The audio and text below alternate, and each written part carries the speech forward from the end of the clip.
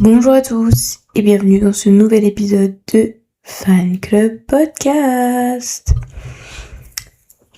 Waouh, cette semaine je ne sais pas de quoi vous parler, mais c'est pas parce que j'ai pas de sujet qui me passionne, je vous rassure. C'est plus parce que je veux pas que cet épisode de cette semaine soit une redite. On va en tout cas introduise trop les sujets de la semaine prochaine parce que je suis tellement excitée pour tout ce qui va se passer le week-end prochain. Mais bon, ne vous inquiétez pas, on a quand même des beaux sujets à voir, notamment un, même si je trouve que quand même la semaine a été assez vide sans les JO.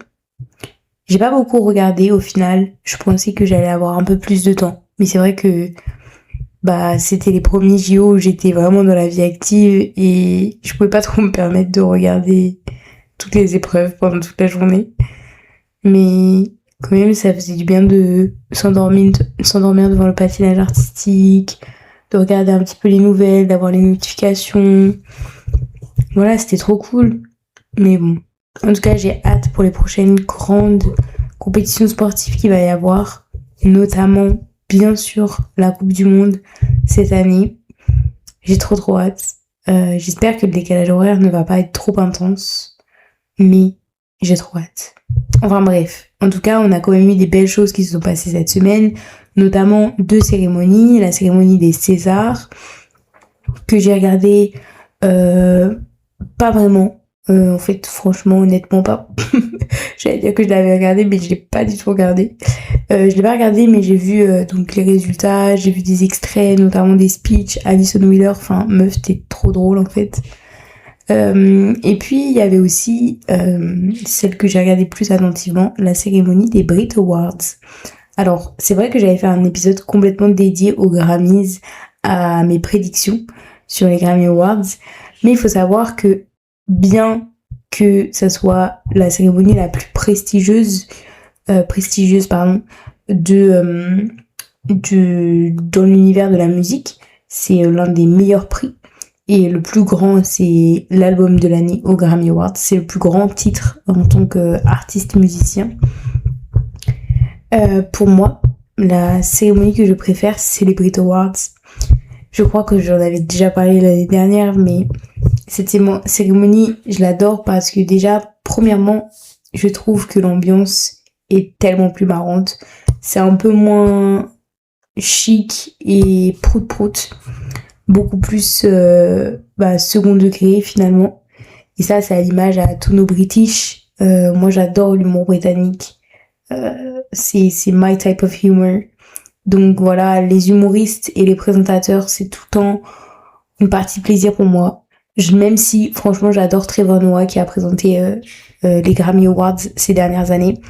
Franchement, il y a rien qui bat la cérémonie des Brit Awards, et surtout ils ont quand même des artistes qui sont extraordinaires. C'est vrai que on oublie souvent que peut-être 50% en réalité des gens qu'on écoute, enfin en tout cas de la pop anglophone, c'est quand même des Britanniques. Il y en a de plus en plus. Je pense qu'il y avait peut-être eu une diminution à un moment, je sais pas. En fait, franchement, je sais pas. Mais là, je trouve que ça fait tellement plaisir à voir. Moi, les gens qui ont gagné, je les aime tous. Et peut-être que c'est le moment, du coup, de parler un petit peu des résultats de cette cérémonie. La grande gagnante des Brit Awards, c'est bien sûr Olivia Dean. Bon, maintenant, si vous connaissez pas Olivia Dean alors que vous écoutez ce podcast, je sais pas quoi vous dire parce que Olivia Dean, j'en parle encore et encore, que ça soit sur son style, sur la vibe qu'elle a, sur les musiques qu'elle fait, sur les paroles qu'elle écrit. Je l'adore. Et là, elle a été complètement récompensée puisqu'elle a gagné 4 catégories. Elle a gagné le meilleur Pop Act of the Year. Donc, ce qu'ils appellent Pop Act, c'est le meilleur artiste pop, quoi. Donc, elle a gagné ce Brit. Elle a gagné également artiste de l'année. Album de l'année aussi. Donc, ça, c'est trop bien pour The Art of Loving. Et finalement, elle a aussi gagné The Song of the Year. avec Rain Me In. Alors, Rain Me In, pour moi, c'est... J'en ai aussi beaucoup parlé de cette musique. Honnêtement, je crois que je l'ai décryptée. Je crois que j'ai dit que c'était ma chanson préférée, enfin ma collaboration préférée de 2025. Et honnêtement, dans mon Spotify Wrapped, je l'ai dit, elle est aussi dans mon top 5. J'adore cette musique. Vraiment, je l'adore. Je peux me la mettre en intraveineuse. Du coup, voilà. Et cette musique, elle n'est pas d'Olivia Dean.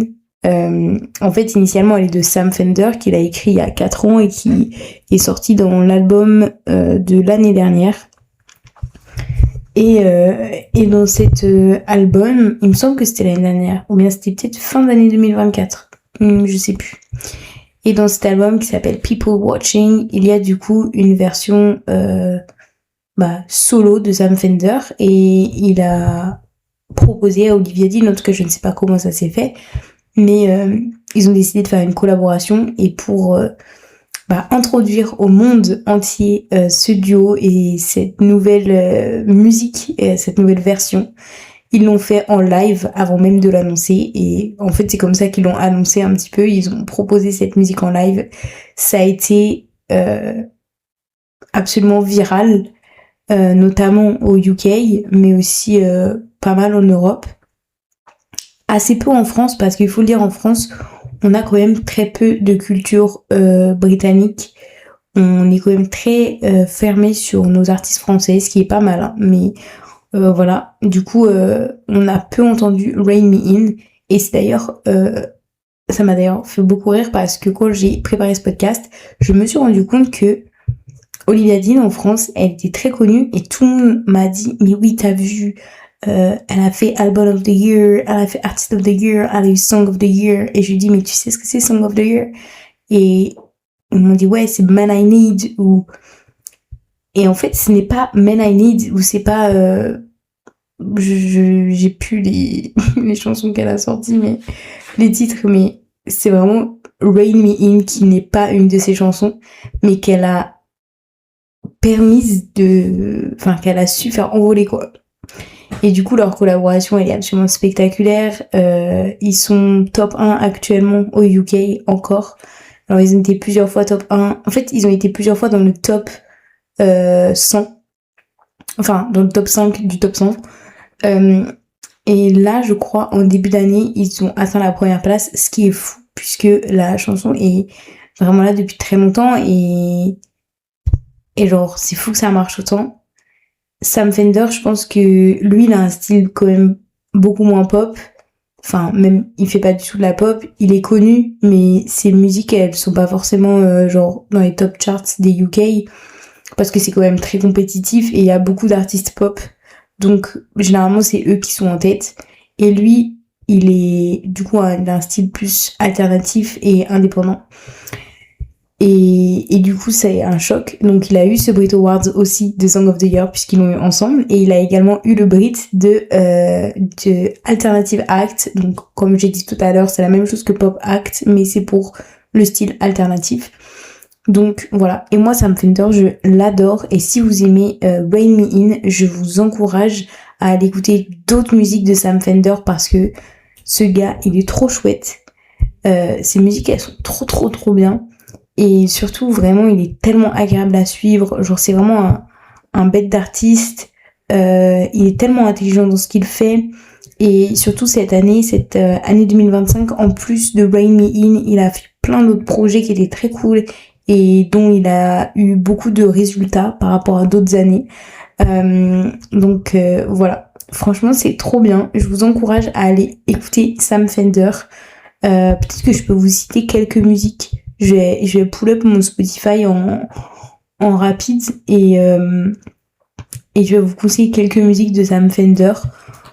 Juste 2 minutes là que je tape et que je le trouve. Mais ouais, oh là là, 17 Going Under. Mais alors ça c'est du kiff en barre, les gars. Ah, mais en fait j'en ai trop. Je peux pas vous les citer, mais ouais, de son avant-dernier album, du coup, je dirais 17 Going Under. je dirais Alright. Et sinon, de son dernier album qui s'appelle People Watching, je dirais People Watching, Nostalgia's Lie, Arm's Length, et je pense que voilà, c'est déjà pas mal. Donc je vous encourage à aller écouter celle-ci parce que voilà, il est top ce gars. Sinon, pour poursuivre au niveau des résultats des Brit Awards, l'artiste breakthrough, genre nouvel artiste, espoir, je sais pas comment on les appelle, mais cette catégorie des nouveaux quoi, elle a été remportée par Lola Young, et ça, c'est absolument top. Et j'en suis complètement ravie, c'est entièrement mérité.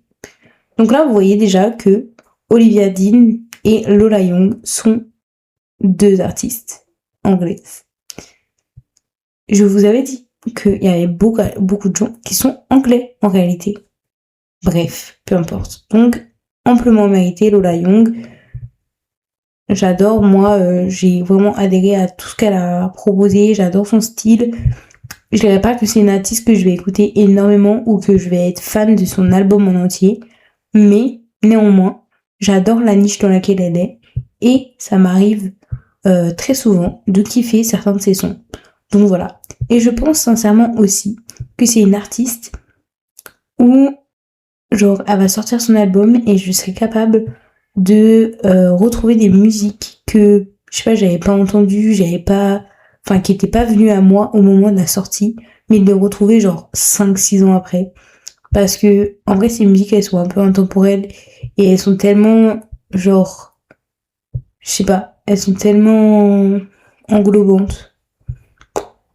J'ai vraiment balancé un mot random là. Bref. On a aussi Wolf Alice qui est le groupe de l'année. Bon, Wolf Alice, je dirais pas qu'ils soient très très connus, mais ils sont aussi très très top. C'est un groupe de musique. Je pense qu'ils font de la musique alternative aussi. De toute façon, ils sont très forts, les Anglais, dans la musique alternative. En fait, c'est d'ailleurs, je pense, là où il y a le plus de concurrence aussi. Parce que, genre, ouais. Vous voyez, genre Arctic Monkeys et tout, tous ces gens, hein, ils étaient dans la musique alternative. Hein. Donc, bref. Donc, ouais, je vous conseille aussi Wolf Alice. J'ai moins de musique à vous conseiller parce que je les connais moins. J'ai dû écouter quelques musiques par-ci par-là, mais c'est vrai que j'ai un petit peu moins l'oreille tendue les concernant.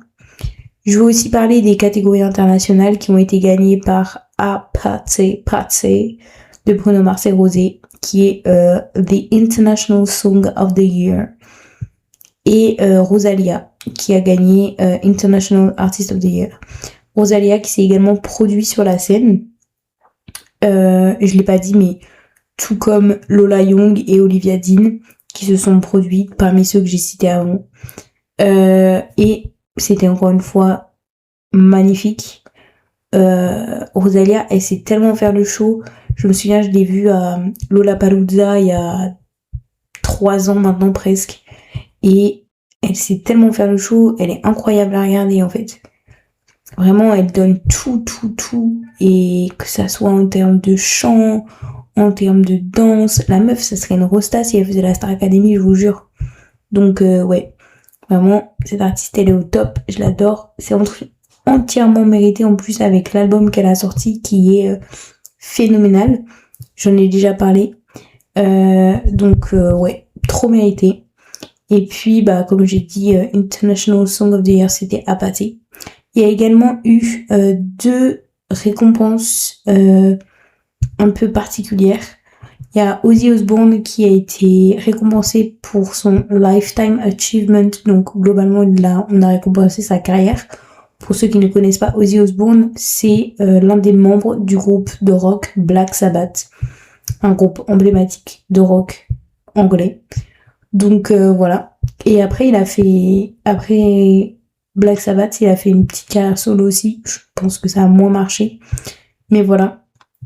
Donc, c'est un autre artiste qui a été récompensé. Et le dernier pour lequel je veux parler, c'est Mark Ronson, qui a eu le Brit de Outstanding Contribution to Music, donc genre contribution incroyable à la musique.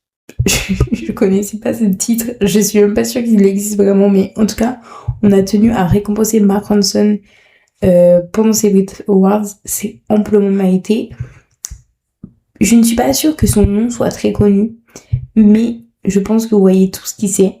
C'est un producteur, un chanteur, un guitariste et un DJ qui a travaillé avec beaucoup de gens connus, notamment peut-être celui qui est le plus parlant, c'est Uptown Funk avec Bruno Mars, sur lequel il apparaît puisqu'il chante aussi dans Uptown Funk. Il est dans le clip, donc peut-être que vous pouvez voir sa tête dans ce moment-là.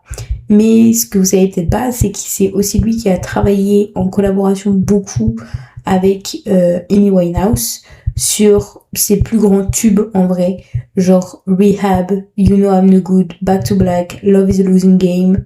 Donc voilà. Avec Bruno Mars, il a également fait Locked Out of Heaven, qui est ma chanson préférée de Bruno Mars. Et il a également bossé sur plusieurs bandes originales de films, notamment celle de A Star is Born et celle de Barbie. Et il travaille sur la bande originale du prochain film de Greta Gerwig, donc la réalisatrice de Barbie. Donc voilà. Et d'ailleurs, Mark Ronson, juste pour finir, mais c'est quelqu'un de fou. En vrai, il est très très fort. Il a bossé avec beaucoup d'artistes. Là, j'ai juste fait une petite liste, mais il a bossé avec plein d'autres gens. Il a bossé avec Adele. Il a bossé avec... je sais plus, mais il a bossé avec plein de gens. Et voilà, et il a fait une petite performance aussi. Petite, j'abuse. Une énorme performance avec Ghostface Killah et Dua Lipa. Il a également travaillé avec Dua Lipa et Diplo. Donc voilà, et c'était trop cool. Je vous invite à aller regarder cette performance sur YouTube. De toute façon, toutes les performances dont j'ai parlé et tous les Brit Awards peuvent être regardés sur YouTube. Alors pas en traite, je crois pas qu'ils ont mis genre la rediffusion complète sur YouTube, mais par contre ils ont bien mis tous les speeches de réception des awards, ils ont bien mis toutes les performances, donc en vrai on a pas mal de trucs. Voilà, après on n'a pas les vannes des hosts, donc ça c'est un peu chiant, mais sinon on a quand même pas mal de trucs. Et je pense à la dernière performance dont je parlais, enfin il y en a deux.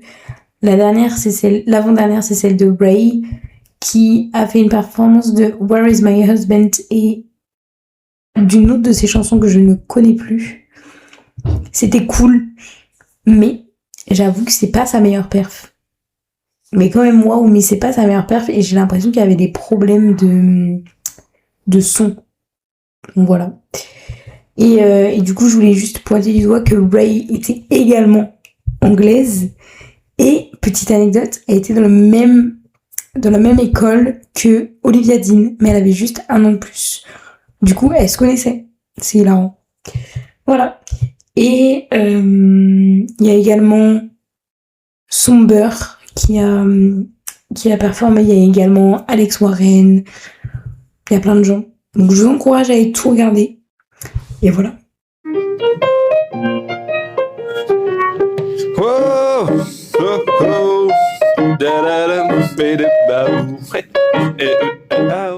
Mais la dernière performance dont je vais parler, c'est celle de Mr. Harry Styles. À chaque fois que je parle de lui, je l'introduis en disant ça, mais je sais pas si tout le monde a la ref, et j'espère que vous avez la ref. Mr. Harry Styles, the one, the only, the handsome, Mr. Harry Styles. Et je vais la refaire en boucle. Bref. Monsieur Harry Styles a livré sa première performance depuis son retour en live. J'ai adoré. Donc il a performé Aperture, qui est son single qui est sorti il y a quelques semaines là, fin janvier. Et du coup j'ai quelques trucs à dire sur lui. sur cette performance. D'abord, moi je l'ai adoré. Deuxième chose, pas tout le monde l'a adoré. Mais là j'ai un truc à dire sur les gens qui n'adorent pas. Voilà, c'est le coup de gueule, J'arrive en pétard les gars. En fait, il a livré une performance dans laquelle il y avait des danseurs, où lui dansait un petit peu, et à un moment donné, il y a un pont musical, et sur ce pont musical, il a entièrement dansé. Genre, c'est-à-dire qu'il a vraiment fait une chorégraphie avec ses danseurs. Moi, j'ai trouvé que c'était génial de faire ça. C'est trop bien. Et par ailleurs, il revient de loin, parce que ceux qui le connaissent comme moi, à l'heure du bootcamp One Direction, où il faisait ces petits cours de danse là, il revient de loin en fait. Donc moi, je trouve ça honorable et en vrai plutôt stylé. J'ai adoré la vibe parce qu'en fait ça se voit que il sait pas vraiment danser, mais il était là pour the vibe. Genre il était là en mode je m'amuse. Genre, il était tellement là pour the vibe, j'ai adoré moi. Et les gens ils ont commencé à le critiquer parce que ouais, c'est pas top. Mais les gars, je suis d'accord avec vous que c'est pas top. Mais voilà la critique qui est faite. C'est que, notamment suite aux Grammy Awards, les gens ont commencé ou amplifié leur discours sur le fait que pour être une pop girly, il faut faire des shows absolument extraordinaires. On pense à Taylor Swift, on pense à Sabrina Carpenter, à Olivia Rodrigo, on pense à Ray, qui font alors toutes sous différentes formes, mais qui ont tout le temps une mise en scène de fous furieux, qui ont une direction artistique pour des shows comme ça, alors que ce soit pour leur tournée ou seulement sur des awards comme ça, des performances d'awards. Je pense aussi à Dua Lipa là, qui fait énormément. Mais en fait, il y a une critique sur le fait que les hommes, on attend beaucoup moins d'eux. Et là, j'ai trouvé ça très dommage. Parce que les gens ils commencent à se dire, ouais, voilà, les hommes, voilà, ils livrent des merdes comme ça. Mais en fait, les gars, c'est quand même vachement mieux de faire ça que de faire un putain de Justin Bieber et se pointer en calbut aux Grammy Awards et chanter comme ça. Enfin, les gars, là, il y a tellement un effort de représentation, de recherche, genre, vraiment, et en plus, il y a une réelle direction artistique. Stop, on peut pas le critiquer pour ça. On peut le critiquer sur beaucoup de choses. Moi, je suis ouverte au débat. J'adore Harry Styles, je suis une Harry's. Mais, je suis ouverte au débat. Par contre, sur celui-ci, je trouve que les gens abusent. Bref. Donc, il a livré sa première performance aux Grammy Awards. Il s'est fait voir, il s'est fait montrer. Sachez que depuis plusieurs jours, semaines, on commence à voir apparaître des petits interviews YouTube, des petites choses qui me plaisent. Ça me plaît énormément. Donc j'adore. La promo a commencé furtivement, tranquillement, mais tout va bien. La promo commence puisque, comme vous pouvez peut-être le savoir, vendredi sort son album Kiss All the Time, Disco Occasionally. J'ai tellement hâte. Les gars, vous pouvez pas vous rendre compte à quel point j'ai hâte. Je pense que je vais être en furie ce jour-là. Je n'en reviens pas que je suis en train d'assister à un retour de Harry Styles. Excusez-moi, je tousse un petit peu, mais je n'en reviens pas. Du coup, ouais, je sais pas quoi dire. J'ai tellement hâte ça d'écouter. En fait, j'ai tellement hâte de entendre de nouvelles musiques de Harry Styles. Genre, je sais pas quoi dire. Je suis émue un peu. Mais du coup, voilà. Et surtout, hier soir au moment où j'enregistre cet épisode, mais du coup, lundi soir, il a annoncé sur son compte Instagram que son concert One Night Only qui fait ce week-end à Manchester, puisque avant de faire une tournée avec des gros guillemets, parce que c'est que des résidences dans quelques villes, il va faire un concert ou quelques concerts à Manchester. Et dans ces concerts, enfin pendant l'un de ces concerts, il va y avoir une diffusion Netflix le 8 mars. Alors, je ne sais pas trop comment ça va se dérouler, parce que il me semble que le concert est le 8 mars, donc est-ce que ça va être quelque chose en direct? Je sais pas, mais les gars, je suis stressée. Il faut que je me renseigne sur le sujet, puisque je vais organiser une fête. Je sais pas, je vais organiser une watch party, je sais pas. Mais c'est très compliqué. Surtout que je suis en Vendée à ce moment-là, donc il faut que je mobilise du monde. Il faut que je vais mobiliser mes parents pour regarder le concert de Harry Styles avec moi. Je pense que ça va leur faire plaisir. Mais voilà. Et en attendant vendredi, ne vous inquiétez pas, nous avons de quoi manger, puisque son interview avec Variety est sortie mardi. Puisque je sais pas trop quand est-ce que vous écoutez l'épisode, mais il est sorti mardi 3. Nous avons eu, comme je l'ai dit, quelques épisodes de petites interviews assez funky, assez funny fun, qui sont sortis la semaine dernière et ce week-end. Enfin, le week-end d'avant. Enfin, vous avez compris quoi, la dernière de février. Et mercredi, le jour où sort ce podcast, sort également le tant attendu interview avec Zane Lowe. Donc Zane Lowe, c'est un journaliste de musique qui travaille à Apple Music, et il fait des grandes interviews, enfin il fait des interviews classiques, un peu radio, qui durent assez longtemps, donc voilà. Et surtout c'est vraiment, moi j'apprécie parce que c'est vraiment uniquement sur la musique. Il n'y a pas vraiment de sujet extérieur de la musique, à part si c'est un sujet qui est évoqué dans une musique, et dans ce cas-là c'est quand même aussi discuter d'un point de vue musical, d'un point de vue artistique. Donc voilà, donc j'apprécie vraiment parce que il livre à chaque fois quand même quelque chose d'assez technique, même si ses interviews peuvent être critiquées, hein. Je dis pas que les gens sont tout le temps hyper bons, mais en tout cas j'apprécie cet aspect, parce que c'est vrai qu'on en voit de moins en moins des journalistes et des interviews qui sont spécifiques sur la musique. Donc j'apprécie.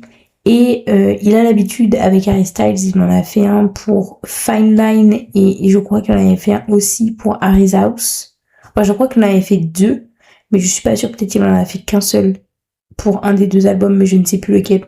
Voilà. Et du coup, je suis très heureuse parce que j'avais adoré ces interviews. Ils s'entendent très bien. Il faut savoir peut-être le contexte, c'est qu'ils sont amis puisqu'ils se connaissent depuis longtemps, puisqu'ils sont tous les deux dans l'industrie depuis très longtemps. Et du coup, j'ai très hâte d'écouter cette interview. Je pense qu'il va durer 1 heure, 1 heure et demie, donc ça va être coolos. Voilà. Enfin voilà, j'ai vraiment trop hâte de ce nouvel album et de ce nouvel era de Harry Styles. Et puis, le dernier sujet dont je veux parler, c'est le retour ce week-end de la F1. Donc, du coup, ça revient ce week-end. Comme d'habitude, la course sera le dimanche, mais il y a les qualifications qui vont être samedi. Ça se trouve à Melbourne, donc il va y avoir un sacré décalage horaire, ça va être un peu chiant. Je vais voir si je vais me lever pour la course ou bien je vais juste la regarder en replay. Je sais pas encore, mais voilà. Déjà, sachez qu'il y a beaucoup de bouleversements pour ce lancement de la saison de F1, puisque les essais étaient à Bahreïn. Beaucoup des pilotes sont restés dans cette péninsule, mais comme vous le savez, il y a la guerre actuellement. Du coup, ça a été assez compliqué. D'ailleurs, ça a aussi été le cas pour un joueur de tennis qui était bloqué à Abu Dhabi alors que il avait son Master 1000 à jouer aux États-Unis et il pouvait pas prendre son train. Donc c'était assez compliqué. Et puis son avion. Donc là, il y a eu quelques problèmes aussi comme ça.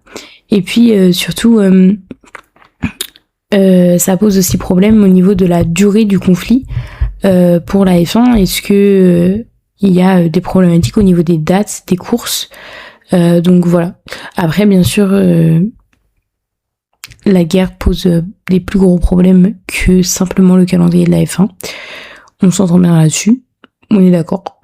Donc voilà.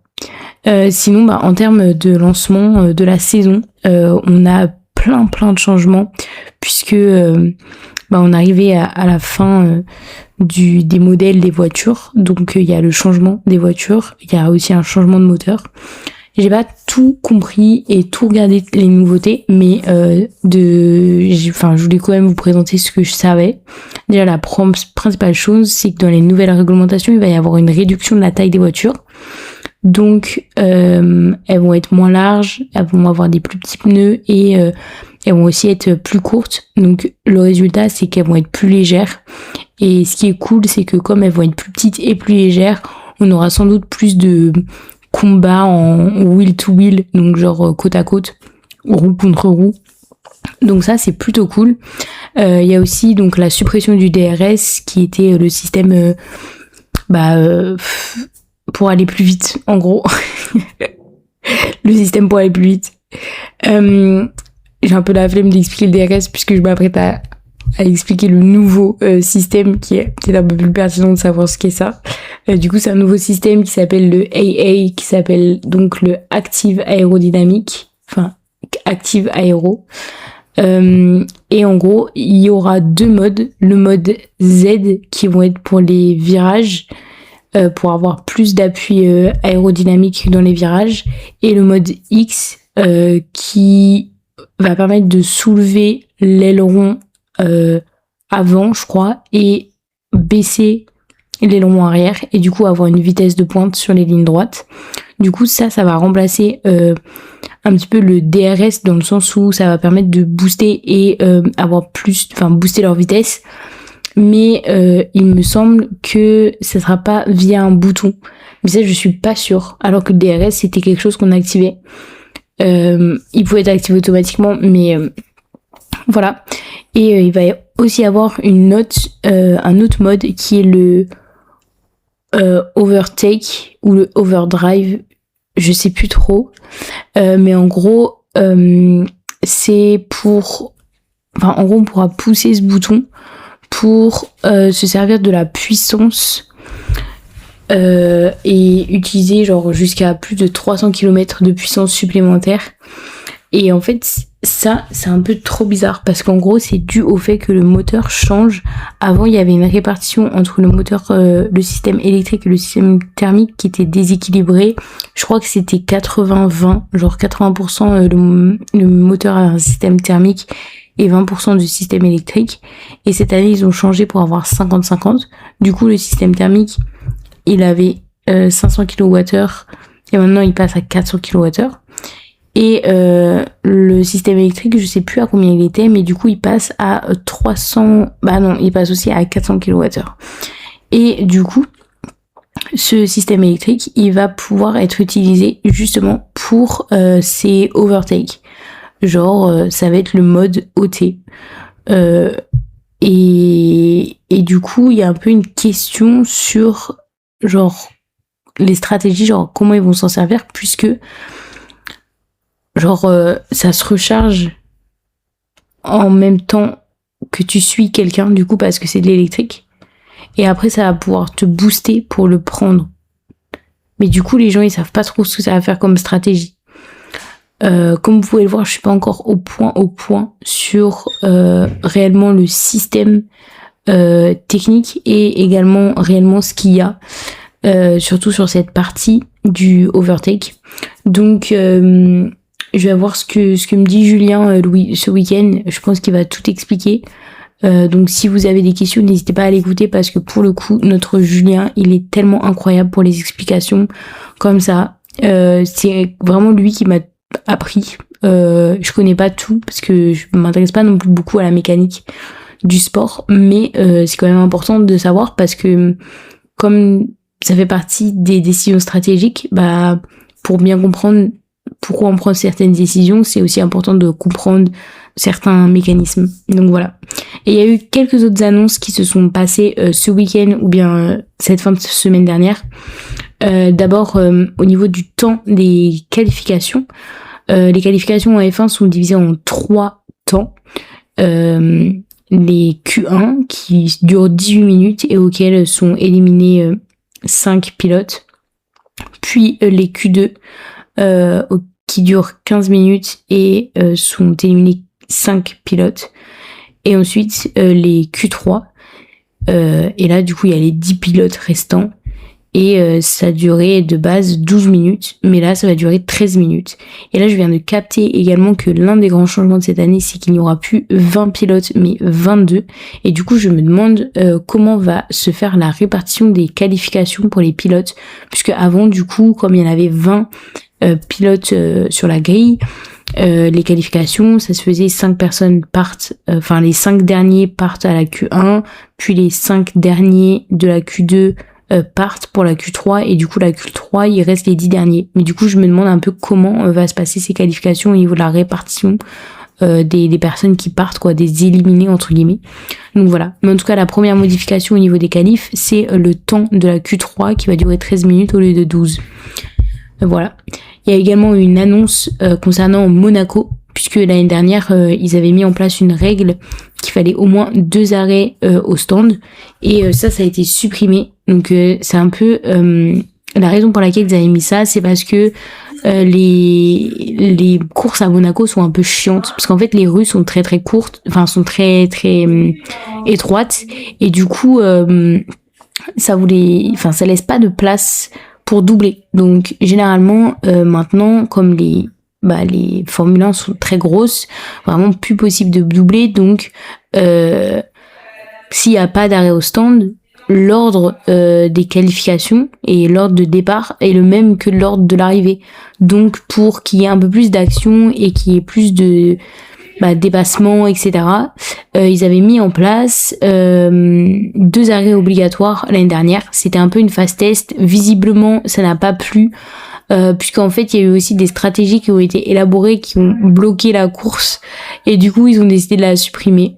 On va bien voir ce qui va se passer. C'est vrai que bon, on a un peu l'impression que ça va être une file indienne, mais on verra bien. Et puis la troisième nouvelle, c'est que les contrôles des moteurs, ils se feront à température ambiante et puis à chaud. Ça c'est un peu une nouvelle que j'ai retenue, mais en vrai ça change rien pour nous. Donc voilà. Et puis au niveau des tests, je sais pas vraiment comment ça s'est passé. Du coup je peux même pas vous dire. J'ai vu quelques informations, j'ai vu que ça s'était plutôt bien passé pour Ferrari. J'imagine aussi assez bien pour McLaren, voilà. Red Bull, je crois que ça s'est aussi bien passé. Max Verstappen a quand même dit qu'il avait l'impression de conduire des Formule E, qui sont des formules électriques. Donc, il était un peu déçu, mais genre, voilà quoi. C'est juste que c'est pas la même sensation que d'habitude, et bon, on verra bien. Mais voilà. C'est un peu tout ce que j'ai à vous dire. Je pense que mon retour sera peut-être plus complet après le premier Grand Prix. Quoique, pas sûr. Peut-être que je vais juste débriefer le Grand Prix. Je vais essayer cette année de pas tout faire tourner autour de la F1. Mais c'est vrai que c'est assez dur parce qu'il y a tellement de gossip. Et également, et je termine par dire que la dernière saison de Drive to Survive est sortie. Je ne l'ai pas encore regardée, mais peut-être qu'il faudrait que je la regarde avant le Grand Prix. Je sais pas. Après, moi, j'ai eu la chance j'ai pu suivre toute la saison de l'année dernière. Et je crois que c'est la première fois que je l'ai fait parce que j'avais Canal+. Mais du coup, il y a un peu moins d'intérêt à regarder. Parce que y a pas besoin de faire un débrief, quoi. Tu te souviens de tout. Même si en vrai, c'est tout intéressant parce qu'on voit quand même les insights. Donc je pense que je vais quand même regarder. Et à la limite, je vous ferai un petit retour la semaine prochaine pour vous dire si c'est bien ou pas. Voilà. C'est tout. Je vous laisse pour cette semaine et je vous dis à la semaine prochaine. Enjoy votre week-end. Moi, je vais le kiffer puisque j'ai un très gros programme comme vous avez pu le comprendre. Donc voilà. Besitos.